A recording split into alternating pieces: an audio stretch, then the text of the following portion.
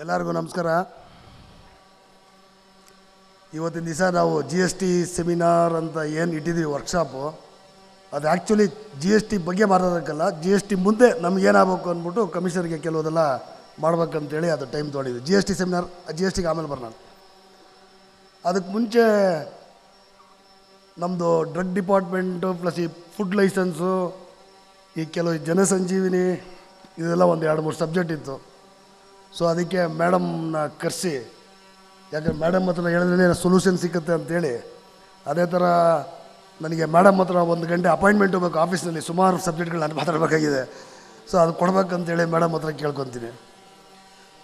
So ಮೊದಲನೇದಾಗಿ ನಮ್ಮದು drug control department. ನಮ್ಮ ಡ್ರಗ್ ಕಂಟ್ರೋಲ್ ಡಿಪಾರ್ಟ್ಮೆಂಟಲ್ಲಿ ಒಂದು ಲೀಗಲ್ ಡಿಪಾರ್ಟ್ಮೆಂಟೇ ಇಲ್ಲ ಅದರೊಳಗೆ. ಎರಡನೇದು, ನಮ್ಮ ಯಾರು ಡ್ರಗ್ ಲೈಸೆನ್ಸಿಂಗ್ ಅಥಾರಿಟಿಗಳು ಯಾರಿದ್ದಾರೆ ಅವ್ರುಗಳು ಬಂದ್ಬಿಟ್ಟು ಒಂದು M.Pharma B.Pharma ಮಾಡಿದ್ದಾರೆ. ದೇ ಆರ್ ನಾಟ್ ಕಾಂಪಿಟೆಂಟ್, ಅಳತೆ ಮಾಡೋ ಅಂಥ ಕಾಂಪಿಟೆಂಟ್ ಇಲ್ಲ.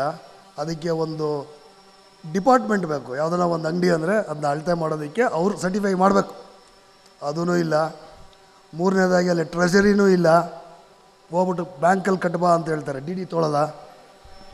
ಸೊ ಡ್ರಗ್ ಕಂಟ್ರೋಲ್ ಸಾಹೇಬ್ರು ಬಂದರು, ಅವ್ರ ಸಬ್ಜೆಕ್ಟ್ ಬರ್ತಾಯಿದ್ದಾಗೇ ಅವ್ರು ಬಂದರು, ಅವ್ರು ವೆಲ್ಕಮ್ ಮಾಡ್ತಾಯಿದ್ದೀವಿ. ಅದೇ ಥರ ಸುರೇಶ್ ಅಸಿಸ್ಟೆಂಟ್ ADC ಬಂದಿದ್ರು, ಅವ್ರ ಮೇಲಕ್ಕೆ ಬರ್ಬೇಕಂತ ಕೋರ್ಕೊತೀವಿ. ಸೊ ಇವ್ರು ಬಂದರು, DC ಅವ್ರು ಬಂದರು. ಇನ್ನೊಂದ್ಸಲ ರಿಪೀಟ್ ಮಾಡಿಬಿಡೋಣ. ಆ ಡಿಪಾರ್ಟ್ಮೆಂಟಲ್ಲಿ ಲೀಗಲ್ ಅನ್ನೋದೇ ಇಲ್ಲ ಡ್ರಗ್ ಕಂಟ್ರೋಲ್ ಡಿಪಾರ್ಟ್ಮೆಂಟಲ್ಲಿ. ಎರಡನೇದು, ಅಳತೆ ಮಾಡೋಕ್ಕೆ ಕಾಂಪಿಟೆಂಟೇ ಇಲ್ಲ ಅಂಥೇಳಿ. ಎಲ್ಲ ಇನ್ಸ್ಪೆಕ್ಟ್ರ್ ಹೋಗ್ತಾರೆ, ಅವರೇ ಅಳತೆ ಮಾಡ್ತಾರೆ, ಕರೆಕ್ಟ್ ಅಂತ ಹೇಳ್ತಾರೆ, ಅಷ್ಟೇ, ಕ್ಲೋಸ್. ಮೂರನೇದಾಗಿ ಕೆಲವುದೆಲ್ಲ ಇಟ್ಕೊಂಡಿದ್ದಾರೆ, ಅಡಿಷ್ನಲ್ ಶೀಟ್ ಅಂತ ಅಂದ್ಬಿಟ್ಟು, ಯಾವ ಅಸೋಸಿಯೇಷನಲ್ಲಿ ಇದೆಯಾ, ಏನು ಮಾಡ್ತಾ ಇದೆಯಾ, ಅಡಿಷ್ನಲ್ ಶೀಟೇ ಬೇಕಾಗಿಲ್ಲ. ಮೇಯ್ನ್ ಪ್ರಿನ್ಸಿಪಲ್ ಆ್ಯಕ್ಟ್ನಲ್ಲಿ ಲೈಸೆನ್ಸ್ ಕೊಡ್ಬೇಕು ಅವರು. ಮೇಡಮ್ ಹತ್ರನೇ ಫೈಲ್ ಐತೆ, ಆ ಫೈಲ್ ಡಿಪಾರ್ಟ್ಮೆಂಟಿಗೆ ಬಂದೈತೆ, ಅವ್ರು ಇಲ್ಲ ಅಂತಾರೆ. ಲೈಸೆನ್ಸ್ ರಿಸ್ಟ್ರಿಕ್ಷನ್ ಅಂತಂದ್ಬಿಟ್ಟು ಕಮಿಟಿ ಆಗಿ ಖಾದರ್ ಸಾಹೇಬ್ರ ಹತ್ರ ಆಗಿ ಆ ಫೈಲ್ ಬಂದೈತೆ. 1 ವರ್ಷ 1 ತಿಂಗಳಿಂದ ಫೈಲೇ ಬರ್ತಾಯಿಲ್ಲ ಆಚೆ ಕಡೆ. ಸೊ ಅದು ಒಂದು ಮೇಡಮ್ ಗಮನಕ್ಕೆ ಬರಬೇಕು. ಅದು ರಿಸ್ಟ್ರಿಕ್ಷನ್ ಆಫ್ ಲೈಸೆನ್ಸ್ ಇದೆ. 64 ರೆಗಾರ್ಡ್ಸ್ ತೊಗೋಬೇಕಂತ ಹೇಳ್ಬಿಟ್ಟು ಕೋರ್ಟಿಂದ ತೊಗೊಂಬಂದು ಕೊನೆಗೆ ಅದನ್ನು ಒಪ್ಕೊಂಡು ಡಿಸ್ಟೆನ್ಸ್ ಎಲ್ಲ ಕೊಟ್ಟಿದ್ದೀವಿ. ದಯವಿಟ್ಟು ಅದನ್ನು ಮಾಡ್ಬೇಕಂತೇಳಿ ಕೋರ್ಕೊತಾ ಇದ್ವಿ. ಸೊ ಈ ಡಿಪಾರ್ಟ್ಮೆಂಟಲ್ಲಿ ಮೇಡಮ್ ಹತ್ರ ರಿಕ್ವೆಸ್ಟ್ ಏನಂತಂದರೆ, ಎನ್ಫೋರ್ಸ್ಮೆಂಟ್ ಆಫೀಸರ್ಗೆಲ್ಲ ಸ್ವಲ್ಪ ಗಾಡಿಗಳು ಕೊಡಿಸಿ ಮೇಡಮ್, ಪ್ಲೀಸ್. ಪಾಪ ಅವರೇ ಹೋಗ್ತಾರೆ, ಅವರೇ ಬರ್ತಾ ಇರ್ತಾರೆ. ನಮ್ಮ ಸೇಲ್ ಟ್ಯಾಕ್ಸ್ನಲ್ಲಿ ಒಂದು 2,000 ಗಾಡಿ ಕೊಡ್ಸಿರೋ ಅವಾಗ ಮನೋಲಿ ಅಂತ ಇದ್ದಾಗ ಇನ್ಸ್ಪೆಕ್ಟರ್ಗಳಿಗೆ. ಇಲ್ಲಾಂದ್ರೆ ಅವ್ರ ಓನ್ ವೆಹಿಕಲಲ್ಲಿ ಹೋಗ್ಬಿಟ್ಟು ಇನ್ಸ್ಪೆಕ್ಷನ್ ಮಾಡ್ತಾಯಿದ್ದಾರೆ. ಗೌರ್ಮೆಂಟಲ್ಲೇ ಆಗಬೇಕು. ಎರಡನೇದಾಗಿ ಲೀಗಲ್ ಅಂತೂ ಬೇಕೇ ಬೇಕು. ಯಾಕಂತಂದರೆ ಮಾಡಬೇಕಂತಂದರೆ, ಒಂದು B.Pharma M.Pharma ಮಾಡಿರೋರು ಅವು competent is to be a legal. ಅವ್ರು ಹೇಳ್ಬೋದು ಸೆಕ್ಷನ್ ಇದು, ರೂಲ್ ಇದು ವೈಲೇಟ್ ಆಗೈತೆ ಅಂತ. ಇದು ವೈಲೇಟ್ ಆಗೈತಾ ಇಲ್ವ ಅಂತ ಅದಕ್ಕೊಂದು ಲೀಗಲ್ ಡಿಪಾರ್ಟ್ಮೆಂಟ್ ಬೇಕಲ್ಲ. 60 ವರ್ಷದಿಂದ ಇಲ್ಲವೇ ಇಲ್ಲ. ಒಂದು ಸ್ವಲ್ಪ ಜಾಗ ಪ್ರೊವಿಷನ್ ಮಾಡಿ, ಹೊಸ ಬಿಲ್ಡಿಂಗ್ ಎಲ್ಲ ಕಟ್ಟಿದ್ದೀರಾ, ಸ್ವಲ್ಪ ಜಾಗ ಪ್ರೊವಿಷನ್ ಮಾಡಿ ಕೊಡಿ. ಲೈಸೆನ್ಸ್ಗೆ ಇವಾಗ ಹೆಂಗಿದ್ರೆ ರಿನ್ಯೂವಲ್ಗೆ ಇಲ್ಲ, ಬೇರೆ ದುಡ್ಡು ಕೊಡಬೇಕು ಅಂತೇಳಿ ಆಗ್ತಾಯಿದೆ, ಬೇರೆ ಲೈಸೆನ್ಸ್ ಫೀ ಕಟ್ಟ್ರಿ ಅಂತ. ನಾವು ಕೇಳ್ತಾ ಇರೋದು, ನೀವು DD ತೊಗೊಳ್ಳಿ, ನಮ್ಮನ್ನ ಎತ್ಕೊಂಡೋಗಿ ಆ ಬ್ಯಾಂಕಲ್ಲಿ ಹೋಗ್ಬಿಟ್ಟು ಕಟ್ಬಿಟ್ಟು ಚಲನ್ ತೊಗೊಂಬಿಡಿ ಅಂತ ಹೇಳ್ಬೇಡಿ. ನಮಗೂ ಇರೋಲ್ಲ ಯಾವುದೂ, ಯಾವ ಥರ ಅಕ್ನಾಲಜ್ಮೆಂಟ್ ನಮ್ಮ ಹತ್ರನೂ ಇರಲ್ಲ. ನಿಮ್ಮ ಹತ್ರ ಒಂದು DD ಕೊಟ್ಬಿಟ್ರೆ ನಮಗೆ ಮುಗೀತು. DD ಕೇಳಿ, DD ಕೊಡೋಣ, ಅದಕ್ಕೊಂದು ಮಾಡಿ DD ಅಕ್ಸೆಪ್ಟ್ ಮಾಡ್ಕೊಳ್ಳೋ ಅಂತ ಒಂದು ಕೆಲಸ ಮಾಡಿ. ಮೂರನೇದಾಗಿ ವೇಸ್ಟ್ ಡಿಸ್ಪೋಸಲ್ ಅದೆಲ್ಲ ಅಂತ ಹೇಳ್ಕೊಂಡು ಕೂತವ್ರೆ. ವೇಸ್ಟ್ ಅನ್ನೋದೇನು, ಡ್ರಗ್ಸ್ ಎಕ್ಸ್ಪೈರಿ ಆಗಿರೋದೇನು, ಡಿಪಾರ್ಟ್ಮೆಂಟಲ್ಲಿ ಯಾವ್ಯಾವ ಕೆಲಸ ಮಾಡ್ತೀರಾ ನೀವು?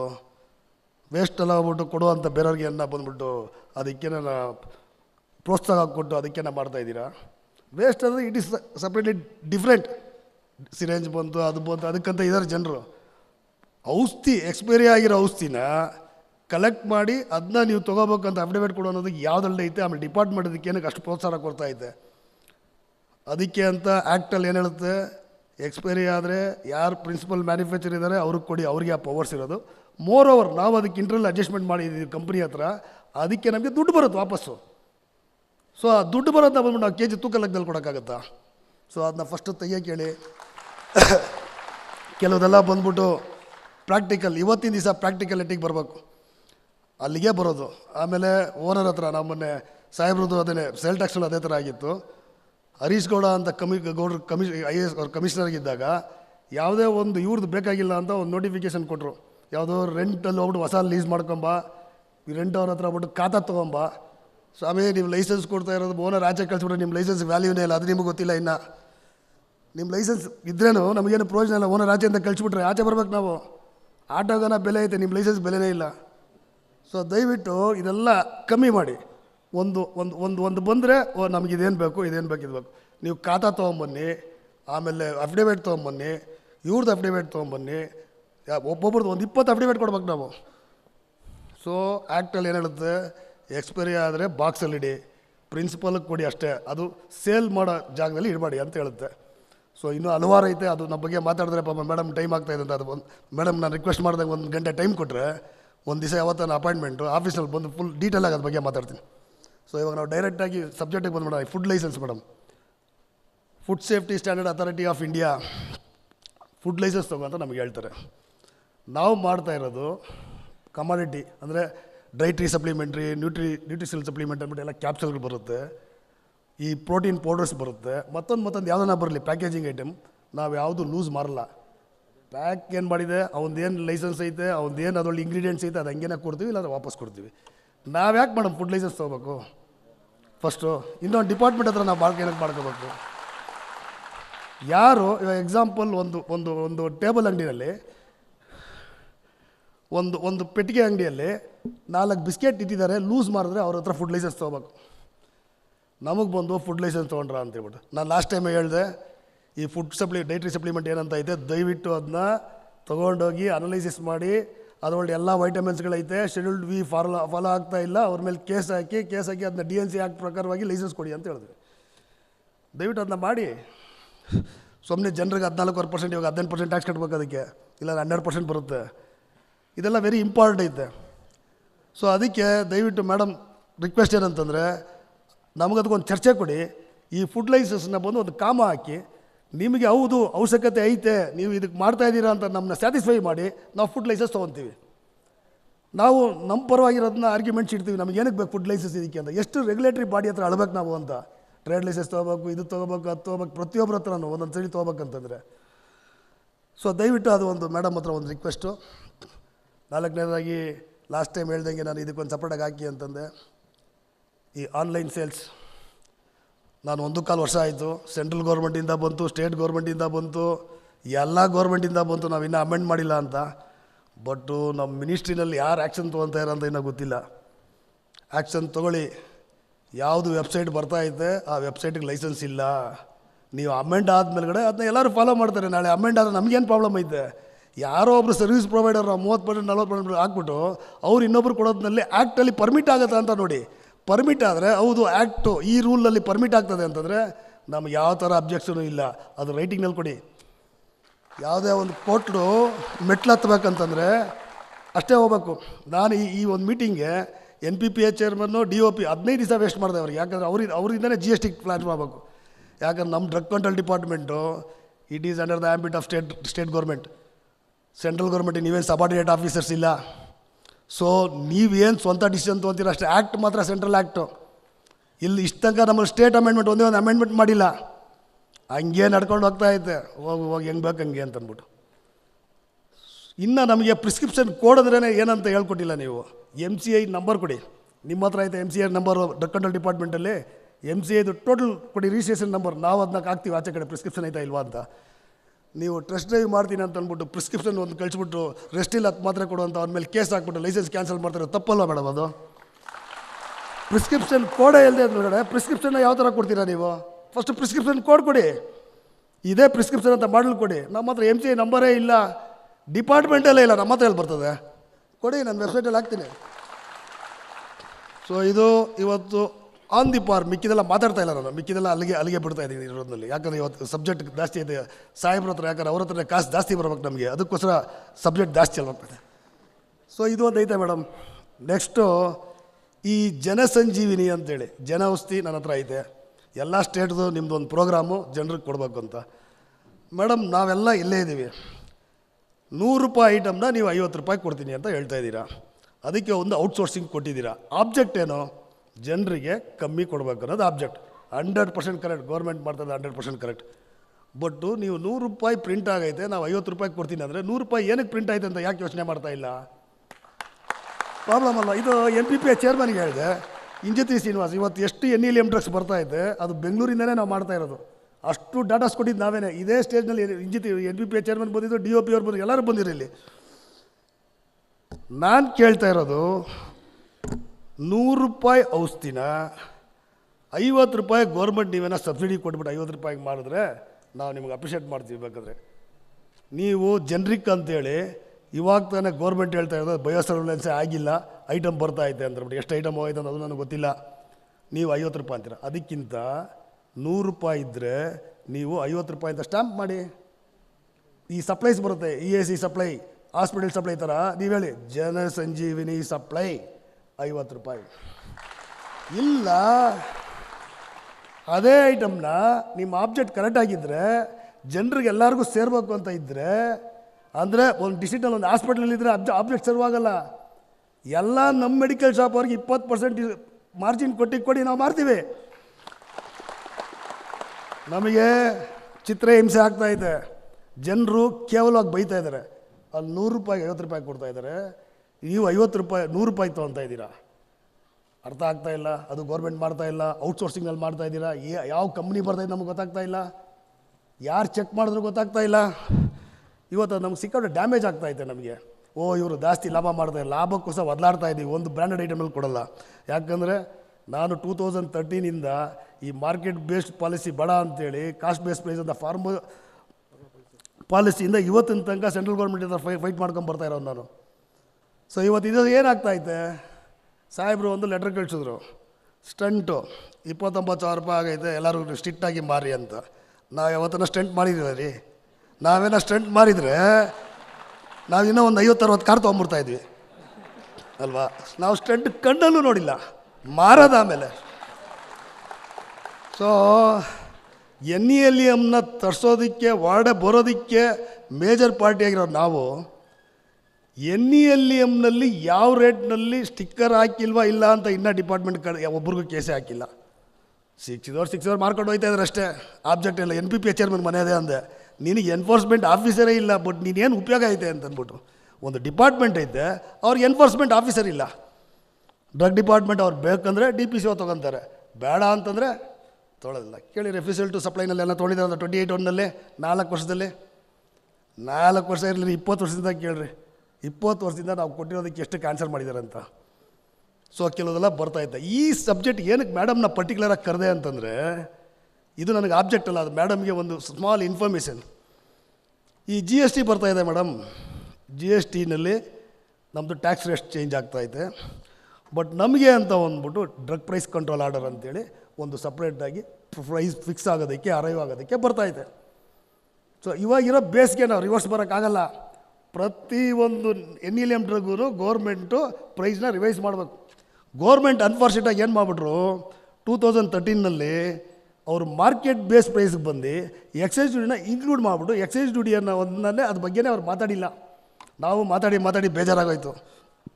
ಇವಾಗ ಈ ಎಕ್ಸೈಸ್ ಡ್ಯೂಟಿ ಬಿಟ್ಟೇ ಅವ್ರು ರೇಟ್ ಫಿಕ್ಸ್ ಮಾಡಬೇಕು ಗೊತ್ತು. ಎಕ್ಸೈಸ್ ಡ್ಯೂಟಿ ಇಲ್ಲದೆ ಫಿಕ್ಸ್ ಮಾಡೋಕ್ಕಾಗಲ್ಲ. ಎಲ್ಲರೂ GST ಅಂತ ಇದ್ದಾರೆ. GST ಏನೂ ಇಲ್ಲ, ಎಲ್ಲ ಸೇರಿ ಒಂದು ದೊಡ್ಡ ಮೀನು ಚಿಕ್ಕ ಮೀನನ್ನ ತಿಂತದಷ್ಟೇ. ಅದೇನು ಹಾಕಿದ್ದೀನಿ ಶೇರ್ ಅಂತ. ಇನ್ನೂ central government state government understanding ಬಂದಿಲ್ಲ ಎಷ್ಟು % ಅಂತ. ಡಿಸ್ಕಸ್ ಆಗಬೇಕು. ಡಿಸ್ಕಸ್ ಆಗ್ತಾ ಇರೋದು ಇವಾಗ. ನಾಳಿದ್ದು ಬೀಡಿ, ಚಪ್ಪಲಿ, ಆಮೇಲೆ ಇದಕ್ಕೆ 3ಕ್ಕೂ ಇನ್ನೂ ಟ್ಯಾಕ್ಸ್ ರೇಟ್ ಫಿಕ್ಸ್ ಆಗಿಲ್ಲ. ಸೊ ನಾಳೆಯಿಂದ ಸಕ್ಕರೆ ತಿನ್ನೋನು GSTನೆಲ್ಲ 5% ಟ್ಯಾಕ್ಸ್ ಕಟ್ಟಬೇಕು. ಸೊ ಚಪ್ಪಲಿ ಹಾಕೋದಕ್ಕೆ ಡಿಸೈಡ್ ಮಾಡ್ತಾ ಇದ್ದಾರೆ ಎಷ್ಟು % ಹಾಕಬೇಕು ಅಂತ. ಸೊ ಅದು ಆಮೇಲೆ ಮಾತ್ರ ಸಾಹೇಬ್ರ ಹತ್ರ ಮಾತ್ರನ. ಸೊ ಇಲ್ಲಿ ಮೇಡಮ್ ನನಗೆ ಸ್ಟೇಟ್ ಗೌರ್ಮೆಂಟಿಂದ ನೀವು NPP ಅಂದರೆ ಡಿಪಾರ್ಟ್ಮೆಂಟ್ ಆಫ್ ಫಾರ್ಮಸ್ಯೂಟಿಕಲ್ಸ್ಗೆ ಒಂದು ಲೆಟ್ರ್ ಬರೀಬೇಕು. ನಾನು ಜಯಪ್ರಕಾಶ್ ಅವ್ರಿಗೂ ಲೆಟ್ರ್ ಬರೆದಿನಿ, ನನ್ನ ಲೆಟ್ರ್ ಪೆಂಡಿಂಗ್ ಇದೆ, ನಿಮ್ಗೆ ಒಂದು ಕಾಪಿ ಕೊಟ್ಟಿದ್ದೀನಿ. NPP ಅವ್ರಿಗೂ ಬರೀಬೇಕು. Before roll out of GST ಈ ಪ್ರೈಸಸ್ ಎಲ್ಲ ಚೇಂಜ್ ಆಗಬೇಕು. ಆವಾಗಲೇ ನಮಗೆ ಆ ಒಂದು ಬೆನಿಫಿಟ್ ಸಿಗೋದು. ನಾವು ಕೊಟ್ಟಿದ್ದೀವಿ. ನಾವು ತಿಳಿದಂಗೆ ಎರಡೂ ಇಲ್ಲ. ಇದು ಒಂದು ಇಂಡಿಪೆಂಡೆಂಟ್ ಡಿಪಾರ್ಟ್ಮೆಂಟ್. ನಾನು ಜುಡಿಕ್ಷನ್ ಬಗ್ಗೆನೂ ಕೇಳಿದ್ದೀನಿ. ನೀವು ಒಂದು ಲೈಸೆನ್ಸ್ ಕೊಡ್ತಾ ಇದ್ದೀರಾ ಮ್ಯಾನುಫ್ಯಾಕ್ಚರಿಂಗ್, ಅವರು ಎಲ್ಲ ಕಡೆ ಮಾರ್ಬೋದಾ? ನಮ್ಮ ಸ್ಟೇಟ್ ಬಿಟ್ಟು ಆಚೆ ಬಿಟ್ಟು ಕೇಳಿ, ಅವ್ರಿಗೆ ಕೇಳ್ತಾರೆ. ಅಕಸ್ಮಾತು ನೀವು ಒಂದು ಸಬ್ಸ್ಟ್ಯಾಂಡರ್ಡ್ ಅಂತ ತರ್ತಾ ಇದ್ದೀರಾ, ನಮ್ಗೆ ಹೇಳ್ತೀರಾ ಸಬ್ಸ್ಟ್ಯಾಂಡರ್ಡ್ ಇದು ಮಾರಬೇಡಿ ಅಂತ.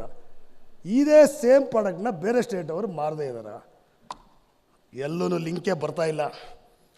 ಆದರೆ ದೇಶದಲ್ಲಿ ಯಾರು ಸತ್ರೂ ಪರವಾಗಿಲ್ಲ.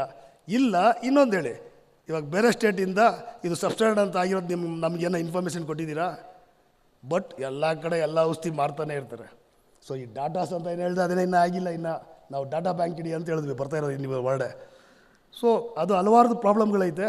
ಸೊ ನಮಗೆ ಇವಾಗ ಅಟ್ ಪ್ರೆಸೆಂಟ್ ಇರೋದು ಜನಸಂಜೀವಿನಿ. ಅದನ್ನ ದಯವಿಟ್ಟು ಒಂದು ನಮಗೆ ಕೊಡಿ, ಇಲ್ಲ ಸ್ಟ್ಯಾಂಪ್ ಮಾಡಿ.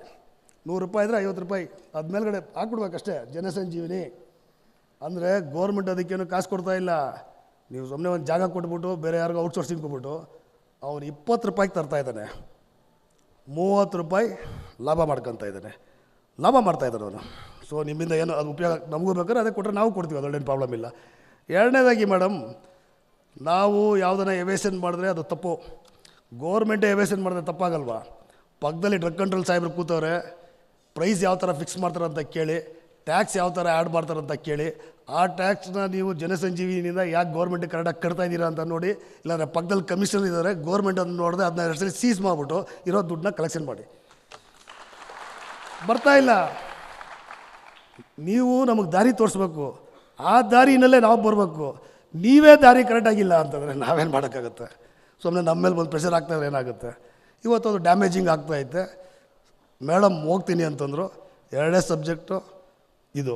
3ನೇದು ಇಲ್ಲಿ ಹಿಂದೆಗಡೆ ಫಾರ್ಮಸಿ ಕೌನ್ಸಿಲ್, ಅದು 20 ವರ್ಷ ಏನಾಗಿರ್ಬೇಕು, ಎಲೆಕ್ಷನ್ ಆಗಿ ಲಾಸ್ಟ್ ನಾನು ನಿಂತ್ಬಿಟ್ಟು ರಿನ್ಯೂವಲ್ ಮಾಡಿ ಅಂದರು. ಆಮೇಲೆ ಒಂದು ಫೀಸ್ ಕೊಡಿ ಅಂತಂದರು. ಅದೇನೋ ಮಾಡ್ತೀವಿ. ನಿಮ್ಮ ಹತ್ರ ಅಪ್ಡೇಟ್ ಇಲ್ಲ, ಕಾಸೆಲ್ಲ ಏನ್ರಿ ಮಾಡಿದ್ರಿ ನೀವು? ಇಲ್ಲಿ ಬಂದ 57,000 ಜನ ಫಾರ್ಮಸಿಸ್ಟ್ ಇದ್ದಾರೆ ಅಂತ ಹೇಳ್ತಾಯಿದ್ದಾರೆ. ನಮ್ಮ ಹತ್ರ 24,000 ಜನ ಮಾತ್ರ ಇರೋದು ಫಾರ್ಮಸಿಸ್ಟ್. ಇವಾಗ ಅಂಗಡಿ ಇರೋದೇ 24,000. ಈ ಫಾರ್ಮಸಿಸ್ಟ್ಗಳು ಓದ್ಬಿಟ್ಟು ಎಲ್ಲಿ ಹೋದ್ರು ಅಂತ ಗೊತ್ತಿಲ್ಲ. ಪ್ರಿನ್ಸಿಪಾಲ್ ಆ್ಯಕ್ಟಲ್ಲಿ ರಿಜಿಸ್ಟರ್ಡ್ ಅಂತ ಒಂದು ವರ್ಡ್ ಇಟ್ಕೊಂಡು ರಿಜಿಸ್ಟ್ರ್ ಮಾಡಿರೋ ಕಾಸೆಲ್ಲ ಏನು ಮಾಡಿದ್ದೀರಾ? ನಿಮ್ಮ ಹತ್ರ ಅಪ್ಡೇಷನ್ ಇಷ್ಟು ತನಕ ಮಾಡಿದ್ಮೇಲೆ ಏನು ಮಾಡ್ತೀರಾ? ಈ 57,000 ಜನದಲ್ಲಿ ನಾವು ಬಂದು ನಿಮ್ಮ ಹತ್ರ ಎಲೆಕ್ಷನ್ ಇದ್ಬಿಟ್ಟು ನಿಮ್ಮ ಹತ್ರ ಬಂದು ನಾವೇನು ಮಾಡೋಕ್ಕೆ ಸಾಧ್ಯ ಐತೆ? ಏನು ಮಾಡೋಕ್ಕೆ ಇಷ್ಟು ತನಕ ನಮಗೇನ ಕೊಟ್ಟಿದ್ದೀರಾ? ಇಲ್ಲ. ನಿಮ್ದೇನೋ ಪೇ ಸ್ಕೇಲ್ ಐತಾ? ಇಲ್ಲ. ಫಾರ್ಮಸಿಸ್ಟಿಗೆ ಪೇ ಸ್ಕೇಲೇ ಇಲ್ಲ, ಉಪಯೋಗನೇ ಇಲ್ಲ. ಫಾರ್ಮಸಿ ಕೌನ್ಸಿಲ್ ಕಾಸು ಕೊಟ್ಟಿದ್ದೀರಿ ಅಷ್ಟೇ. ಸೊ ಮೇಡಮ್ ಎದುರುಗಡೆ ಡೈರೆಕ್ಟಾಗಿ ಹೇಳ್ಬಿಡ್ತಾ ಇದ್ದೀನಿ, ನಾವು 1 ಪೈಸಾ ಕೊಡೋಲ್ಲ, ಇರೋದನ್ನ ಅಪ್ಡೇಟ್ ಮಾಡಿ. ಇಲ್ಲ ದುಡ್ಡಲ್ಲೇ ಎತ್ಕೊಂಡು ಗೌರ್ಮೆಂಟ್ ಕೊಟ್ಬಿಟ್ಟು ಫಾರ್ಮಸಿ ಕಾಲೇಜ್ನ ವೈಂಡಪ್ ಮಾಡಿ, ಫಾರ್ಮಸಿ ಕೌನ್ಸಿಲ್ನ ವೈಂಡಪ್ ಮಾಡಿ. 17 ವರ್ಷ ಪ್ರಜಾಪ್ರಭುತ್ವದಲ್ಲಿ ಎಲೆಕ್ಷನ್ನೇ ಮಾಡೋಕ್ಕಾಗದಿರೋ ಒಂದು ಕೌನ್ಸಿಲ್ ಏನಕ್ಕೆ ಬೇಕಾಗಿರೋದು? ಅದನ್ನ ಇದು ನಮ್ಮದು ಆಬ್ಜೆಕ್ಟು. ಸೊ ಈ ಆ್ಯಕ್ಟ್ ಹೇಳುತ್ತೆ ಅಂತ ಲೈಫ್ ಮೆಂಬರ್ಶಿಪ್ ಅಂದರೆ ಏನು ಅಂತ. ಒಂದ್ಸಲಿ ಲೈಫ್ ಮೆಂಬರ್ಶಿಪ್ ಅಂತ ತೊಗೊಂಡ್ರೆ ಮುಗೀತು ಎಲ್ಲಿದ್ರೂ. ಅದಕ್ಕೆ ಸ್ವಲ್ಪ ದುಡ್ಡು ಕೊಡು ಅಂತ ಯಾರು ಹೇಳಲ್ಲ. ನೀವು ಲೈಫ್ ಮೆಂಬರ್ಶಿಪ್ ತೊಗೊಂಡ್ಬಿಟ್ಟು ಒಂದು ಮಿನಿಮಮ್ ಕಾಮನ್ ಇರಬೇಕಲ್ಲ. ಇಲ್ಲ, ನೀವೇನೋ ಮಾಡ್ತಾಯಿದ್ದೀರಾ, ನಿಮಗೂ ನಮಗೂ ಸಂಬಂಧ ಇಲ್ಲ. ಫಾರ್ಮಸಿ ಕೌನ್ಸಿಲ್ ನಮ್ಗೆ ಅವಶ್ಯಕತೆಯೂ ಇಲ್ಲ. ನಾವೇನೋ ಬ್ರ್ಯಾಂಡೆಡ್ ಟ್ಯಾಬ್ಲೆಟ್ ಸೋಪ್ ಥರ ಮಾಡ್ತಾಯಿದ್ದೀವಿ, ನಮಗೇನಕ್ಕೆ ಬೇಕು ಫಾರ್ಮಸಿ ಕೌನ್ಸಿಲ್? ಅದರಿಂದ ಉಪಯೋಗನೂ ಇಲ್ಲ ಅದು. ಸೊ ಏನು ಪ್ರಿನ್ಸಿಪಲ್ ಆ್ಯಕ್ಟಲ್ಲಿ ರಿಜಿಸ್ಟರ್ಡ್ ಅಂತ ರಿಜಿಸ್ಟರ್ ಮಾಡಿದ್ರೇ ಆ ಸರ್ಟಿಫಿಕೇಟ್ ಯೂಸ್ ಅಂತ ಇವ್ರು ಹೇಳ್ತಾರೆ. ಪಾಪ ರಿಜಿಸ್ಟರ್ ಮಾಡೋ ಅವ್ನ ಸಂಬಳನೂ ಇಲ್ವಲ್ಲ. ನಾವೆಷ್ಟು ಕೊಡ್ತೀವಿ? 2,000, 3,000, 4,000. ಆಮೇಲೆ ಮೇಡಮ್ ಮೇಜರ್ ಒಂದು ಸ್ಮಾಲ್ ಹೇಳ್ಬಿಡ್ತೀನಿ ನೋಡಿ. ಡಿಪಾರ್ಟ್ಮೆಂಟಲ್ಲಿ ಲೈಸೆನ್ಸ್ ಗ್ರ್ಯಾಂಟ್ ಮಾಡ್ತಾಯಿದ್ದ ಕೆಲವುದೆಲ್ಲ ಕೊಟ್ಟಿದ್ದೀನಿ. ಸಿಂಪಲ್ ಬೇಡ, ಒಂದೇ ಒಂದು ಅಂಗಡಿಗೆ ಒಂದು ಫಾರ್ಮಸಿಸ್ಟ್ ಕೊಡ್ತಾರೆ. ಅವನೊಬ್ಬ ಹ್ಯೂಮನ್ ಬೀಯಿಂಗ್. ಶಾಪ್ಸ್ ಆ್ಯಂಡ್ ಎಸ್ಟಾಬ್ಲಿಷ್ಮೆಂಟ್ನ ಕನ್ಸಿಡರ್ ತೊಗೊಂಡ್ರೆ ಅವ್ನು 8 ಗಂಟೆನೇ ಕೆಲಸ ಮಾಡಬೇಕು, ಈಜು ದಿವಸ ರಜಾ ಕೊಡಬೇಕು, 25 ದಿವಸ. ಅವ್ನು ಬೆಳಗಿನ ರಾತ್ರಿ ತನಕ ಹೆಂಗೆ ಕೆಲಸ ಮಾಡ್ತಾನೆ ಮೇಡಮ್ ಅಂಗಡಿನಲ್ಲಿ? ಆಮೇಲೆ ಇವ್ರು ಫಾರ್ಮಸಿಸ್ಟ್ ಇಲ್ಲ ಅಂತ ಹುಡುಕೇಸೋಕ್ಕಾಗತ್ತಾ? ಸೊ ಅದನ್ನೂ ಸರಿ ಮಾಡಿ. ಸೊ ಇದೆಲ್ಲ ಮಾಡ್ತಾಯಿದ್ದಾಗ ಮೇಡಮ್ ಅರ್ಜೆಂಟಾಗಿ ಹೋಗ್ತೀನಿ ಅಂತಂದರು. ಫಾರ್ಮಸಿ ಕೌನ್ಸಿಲ್ ಕಾಸು ಕೊಡೋಲ್ಲ, ಅಪ್ಡೇಟ್ ಮಾಡ್ಕೊಳ್ಳಿ. ಫುಡ್ ಲೈಸೆನ್ಸು ಮೇಡಮ್ ಒಂದು ಕಾಮ ಇಡಿ. ಈ ಜನಸಂಜೀವಿನಿಗೆ ಅದಕ್ಕೆ ನಾವು ಒಂದು ಸೊಲ್ಯೂಷನ್ ಕೊಡಿ.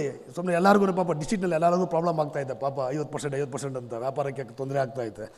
ಸೊ ಇದೊಂದು 4 ಮಾತು. ಆಮೇಲೆ ನಾನು GST ಬಗ್ಗೆ ಮಾತಾಡ್ತೀನಿ. ಈ ಮಾತುಗಳಲ್ಲಿ ಏನೋ ಸ್ವಲ್ಪ ಹೆಚ್ಚು ಕಮ್ಮಿ ಆಗಿದ್ರೆ ಮೇಡಮ್ ಏನೋ ಬೇಜಾರು ಮಾಡ್ಕೊಳ್ಳೋದು ಬೇಡ. ದಯವಿಟ್ಟು ಮೇಡಮ್ ಬಂದು 1-2 ಮಾತು ಮಾತಾಡಿದ್ರೆ ಸಂತೋಷ ಆಗುತ್ತೆ. ಮೇಡಮ್ ಬಂದು ಮಾತಾಡ್ತಾರೆ.